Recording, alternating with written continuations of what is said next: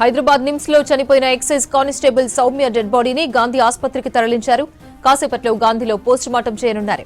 సౌమ్య మృతి విషయం తెలుసుకున్న ఉన్నతాధికారులు, ఆమె కుటుంబ సభ్యులు, బంధువులు, గ్రామస్తులు గాంధీకి తరలి వస్తున్నారు.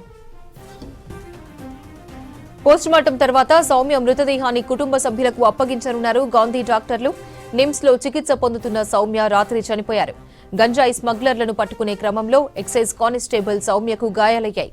జనవరి 23వ తేదీ సాయంత్రం గంజాయి స్మగ్లర్లు కారుతో దాడి చేసిన ఘటనలో తీవ్రంగా గాయపడ్డారు సౌమ్య. ప్రమాదం జరిగిన వెంటనే 2 రోజులు నిజామాబాద్ ఆసుపత్రిలో ట్రీట్మెంట్ అందించారు డాక్టర్లు. ఆ తర్వాత ఎక్సైజ్ శాఖ మంత్రి జూపల్లి కృష్ణారావు ఆదేశాల మేరకు బెటర్ ట్రీట్మెంట్ కోసం నిమ్స్ కు తరలించారు.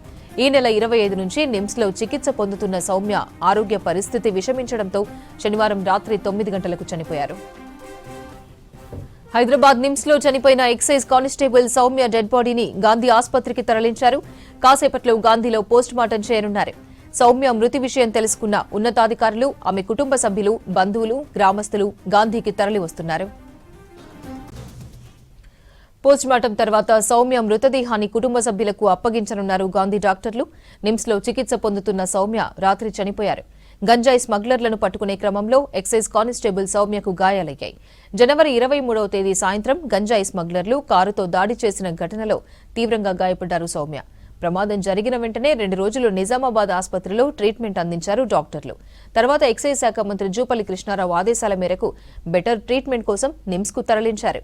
ఈ నెల 25 నుంచి నిమ్స్ లో చికిత్స పొందుతున్న సౌమ్య ఆరోగ్య పరిస్థితి విషమించడంతో శనివారం రాత్రి 9 గంటలకు చనిపోయారు.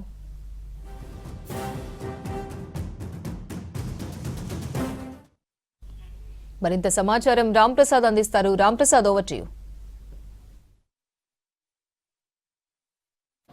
నిజామాబాద్ జిల్లా ఎక్సైజ్ కానిస్టేబుల్గా విధులు నిర్వర్తిస్తున్నటువంటి సౌమ్య గత నెల 23వ తేదీన స్మగ్లర్లను పట్టుకునే క్రమంలో వారు కారుదాడులు అయితే తీవ్ర గాయాల పాలైంది. తనను గత 10 రోజుల నుంచి కూడా చికిత్స పొందుతూ నిన్న రాత్రి నిమ్స్ ఆసుపత్రిలో మృతి చెందడం జరిగింది. మనం ప్రస్తుతం ఇక్కడ నిమ్స్ మార్చరీ వద్ద ఉన్నాం. ఒకసారి చూడవచ్చు, ఇటు ఆఖరిసారి సౌమ్యను చూసేందుకైతే ఇటు ఎక్సైజ్ శాఖ అధికారులతో పాటు కుటుంబ సభ్యులు, బంధువులందరూ కూడా ఇక్కడికి వచ్చి చేరడం జరిగింది. ఎందుకంటే గత వారం రోజులుగా నిమ్స్లో చికిత్స పొందినటువంటి సౌమ్యకైతే ఇటు రాష్ట్ర వైద్య ఆరోగ్య శాఖతో పాటు ఎక్సైజ్ శాఖ అధికారులు కూడా దగ్గరుండి పర్యవేక్షించి చికిత్స అందించడం జరిగింది. ఈ క్రమంలోనే తీవ్ర గాయాల పాలైనటువంటి సౌమ్యకు మనం చూడవచ్చు, గత నెల 23వ తేదీన నిజామాబాద్లో రైడింగ్లో భాగంగా ఇటు గంజాయి స్మగ్లర్లను పట్టుకునేటువంటి క్రమంలో సౌమ్య అక్కడ విధులు నిర్వర్తిస్తున్న క్రమంలో గంజాయి స్మగ్లర్లు ఒక్కసారిగా సౌమ్య మీదకి వాహనాన్ని ఎక్కించడం జరిగింది. సో ఈ క్రమంలోనే తీవ్ర గాయాల పాలైనటువంటి సౌమ్యను తొలుత నిజామాబాద్ హాస్పిటల్లో చేర్పించడం జరిగింది. ఈ క్రమంలోనే అత్యవసర చికిత్స నిమిత్తం సౌమ్యను హైదరాబాద్లోని నిమ్స్ ఆసుపత్రులకు తరలించడంతో పాటు ఇక్కడ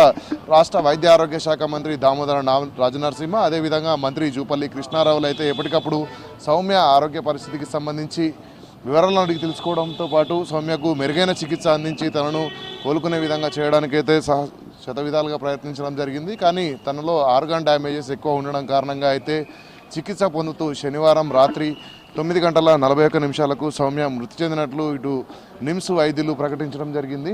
అంతేకాకుండా మనం చూడవచ్చు, వారి ఊరు నుంచి కూడా చాలామంది, ఎందుకంటే నిజామాబాద్ జిల్లా నుంచి కూడా చాలామంది ప్రజలు కూడా ఇక్కడికి రావడం జరిగింది. సౌమ్య మృతి విషయం తెలుసుకున్న క్రమంలో అయితే నిజామాబాద్ జిల్లాలో పనిచేస్తున్నటువంటి ఎక్సైజ్ శాఖకు సంబంధించినటువంటి అధికారులతో పాటు అదేవిధంగా అక్కడ సంబంధించినటువంటి కుటుంబ సభ్యులు, బంధువులు అందరూ కూడా ఇక్కడికి వచ్చేరారు. మనతో కొంతమంది ఉన్నారు, మాట్లాడేటువంటి ప్రయత్నం చేద్దాం. చెప్పండి, అసలు సౌమ్య విషయం ఎప్పుడు తెలిసింది, అసలు ఏం జరిగింది? అసలు 23వ తారీఖు నైట్ 7:30కి వాళ్ళకు డ్యూటీ పరంగా మాధవనగర్ దగ్గర డ్యూటీ పరంగా ఈ గంజాయి మాదక ద్రవ్యాలు తరలింపు జరుగుతుందని చెప్పి ఒక సమాచారం రావడం వల్ల ఈ సౌమ్య గారు అక్కడికి వెళ్ళడం జరిగింది. విధి నిర్వహణలో భాగంగా అక్కడ తప్పించే ప్రయత్నం, అక్కడ పట్టుకునే ప్రయత్నంలో అక్కడ కారు గుద్ది ఒకసారి ఎక్కించిన తర్వాత మళ్ళీ రిటర్న్ తీసి మళ్ళీ ఎక్కించడం జరిగింది. వెంటనే అక్కడ నిజామాబాద్లో అక్కడ ప్రైవేట్ హాస్పిటల్ తీసుకెళ్లి ట్రీట్మెంట్ అందించిన 1 అవర్లోనే ఆమెకి కిడ్నీ డ్యామేజ్ జరిగింది. కిడ్నీ తీసేసిన తర్వాత ఆ ట్రీట్మెంట్ అందించి 1 డే 2 డేస్ అక్కడనే నిజామాబాద్లో ప్రైవేట్ హాస్పిటల్లో ట్రీట్మెంట్ జరిగినా కూడా కోలుకోవడం తర్వాత హైదరాబాద్ నిమ్స్కి తరలించడం జరిగింది. అసలు ఆమెకు ప్రమాదం జరిగిన తర్వాత తను ఏమన్నా స్పందించిందా, తను మాట్లాడే ప్రయత్నం చేసిందా, తన పరిస్థితి ఏ విధంగా ఉంది అప్పుడు? మొదటి గంటన్నర ఆమె యాక్టివ్ ఉంది, మాట్లాడగలిగింది. ఆమె లోపల ఇన్నర్ బ్లీడింగ్ తోటి ఆమెకు తెలియలేదు, కానీ ఫస్ట్ 1 అవర్ మంచిగా మాట్లాడింది, కానీ తర్వాత మూమెంట్ అంతా చేంజ్ అయిపోయింది. తర్వాత ఆమెకు ఓస్టల్ లేకుండా అయిపోయింది, మూమెంట్ ఏం లేదు, కదలిక లేకుండా అయిపోయింది, మాట్లాడే పరిస్థితి లేకుండా అయిపోయింది. అంటే ఎక్సైజ్ కానిస్టేబుల్గా సౌమ్య కొంత చురుగ్గా ఉండేదని చెప్తున్నారు. సో మీకు ఎలాంటి పరిచయం ఉండేది? ఆమె గ్రామంలో ఒక చురుకైన మహిళగా, ఒక ఆదర్శవంతంగా నిలిచింది. ఆమె డ్రెస్ కోడ్ తోటి ఆమె డ్రెస్ నిధి నిర్వహణ చేస్తున్నట్టు రోజు ఆ బస్ స్టాండ్ నుంచి ఇంటి వరకు వాకబుల్ చేస్తుంటే ప్రతి ఒక్క ఆదర్శంగా యువత ఆదర్శం తీసుకోవాలని ప్రతి ఒక్క కోరుకున్నారు. ఆమె అన్ని విధాలుగా ఒక విద్యాపరంగా, జాబ్ పరంగా గ్రామంలో కూడా చురుకుగా ఉండేది. గ్రామంలో కూడా అందరితోటి కాలనీలో కలిసిమెలిసి ఉండేది. మంచి ఆకర్షవంతంగా అందరినీ అట్టుకునే విధంగా, మాటలు పట్టుకునే విధంగా ప్రేమపూర్వక అందరితో వివరించేది. అంటే వాళ్ళ కుటుంబ పరిస్థితి ఎలాంటిది అసలు? ఎందుకంటే వాళ్ళ తండ్రి కానీ వాళ్ళ కుటుంబం కానీ అసలు ఎలాంటి పరిస్థితిలో ఉంది? వాళ్ళు మసాలా దినుసులు మార్కెట్లో అమ్ముకుని చిన్న ఫ్యామిలీ, వాళ్ళ పూర్ ఫ్యామిలీ. ఆ పూర్ ఫ్యామిలీ నుంచి ఆమె మంచి చదువులు చదివి, మంచి ఉన్నతంగా చదివి ఈ జాబ్ పొందింది. అందరికీ ఆదర్శంగా ఉండాలా, కుటుంబ పోషణ కూడా భారం అవుతుంది. నేను ఒక మహిళ ఉండి ఒక కుటుంబ పోషణ తీసుకోవాలన్న మంచి ఉద్దేశంతో ఆమె జాబ్ పొంది, కష్టపడి జాబ్ పొందింది. కానీ విధి నిర్వహణ చేస్తుందంటే ఒకవేళ బాధ్యత తీసుకొని చేసిన జాబ్కి సాక్రిఫైస్ చేయాలనుకుంటా, కానీ ఆమె లైఫే సాక్రిఫైస్ చేసింది. ఈ ఆమె ఆత్మ ఎంత కుమిలిపోయి ఉంటుందో, ఎంత బాధపడి ఉంటుందో మాకు అర్థమవుతుంది. ఇన్ని రోజులు దగ్గర దాదాపు 10 రోజులు ఆమె క్షోభతో అనుభవించి నిన్న రాత్రి ఆమె కన్ను మూసడం జరిగింది, శివైక్యం చెందింది. ఈ విషయాలు మళ్ళీ దుర్ఘటనలు జరగకుండా ఏదైనా వాళ్ళ నిందితులను కఠిన శిక్ష కానీ, ఎన్కౌంటర్ కానీ చేసే బాధ్యత ప్రభుత్వం ఉందని తెలియజేసుకుంటున్నాం.